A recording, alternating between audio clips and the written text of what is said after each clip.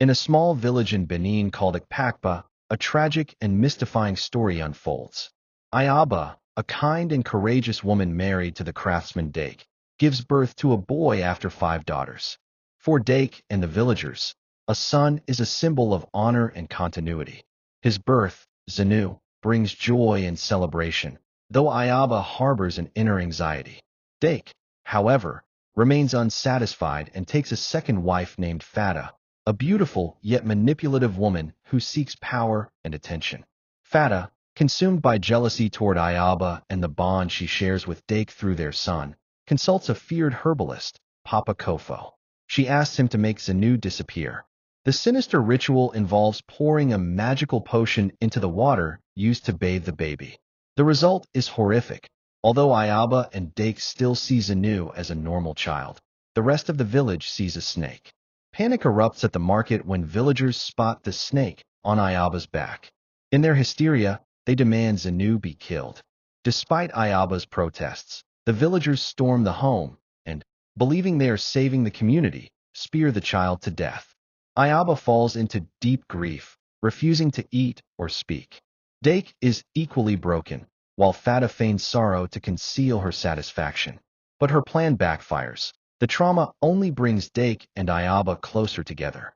Enraged by her failure, Fata resolves to win Dake's love by giving him a son. Miraculously, both women become pregnant. A competition brews in Fata's mind. She returns to Papa Kofo, who tells her that she's expecting a girl, while Ayaba will give birth to twins, one of whom is a boy. Refusing to accept this, Fata accepts a cursed cream from Papa Kofo that can turn her daughter into a boy, on one condition. She must apply it every day until the child turns 12 or face an unnamed doom. Fata gives birth to a boy, Pasha, and is briefly celebrated. But Ayaba gives birth to healthy twins, Ajoa and Sevi, one of whom is a boy, reigniting Fata's jealousy. Time passes, and the children grow. Fata continues to apply the cream until one day she realizes the pot is empty. She panics and returns to Papa Kofo, only to find that he has died and the magic cannot be replicated. With no way to continue the spell, she tries to carry on as if nothing is wrong. But one night, everything collapses. Pasha transforms into a snake with a human face, writhing in pain. Horrified, Fata watches as he bites her, killing her instantly. Dake rushes in and is bitten as well. The serpent slithers into Ayaba's room, but, rather than attacking, it stares silently before disappearing into the night.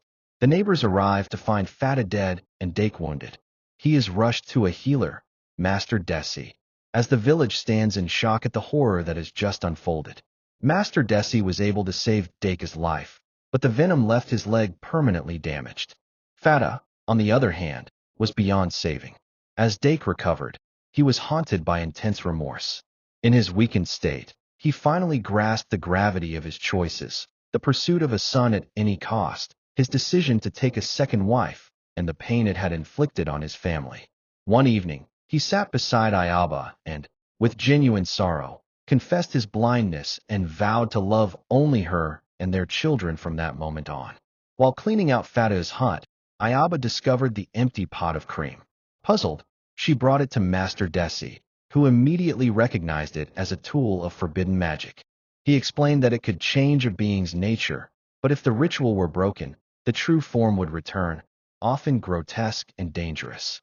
Realization dawned on Ayaba. Fata had used this dark magic to turn her daughter into a boy, Pasha. But the disruption of the ritual had released the creature within, manifesting as the monstrous snake that had destroyed everything. When Ayaba explained this to Dake, he wept uncontrollably, consumed by regret. With Fata gone and the truth exposed, Dake and Ayaba began to rebuild their lives. He kept his promise, becoming a loving husband and a devoted father. Their home was once again filled with laughter and warmth as the twins and their older sister grew up in harmony. Slowly, the wounds of betrayal, grief, and fear began to heal.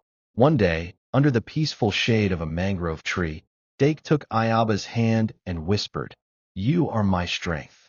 She looked into his eyes and replied, "And you, my refuge." The village of Ikpakpa, once marred by turmoil, found peace again. The tale of Zanu, Pasha, and the dark choices of their parents faded into legend, a cautionary story about unchecked desire and the corrupting thirst for power. And so, the story ends. From joy to sorrow, from black magic to redemption. This tale from Benin reminds us that in the end, true love and honesty can prevail over the darkest of evils.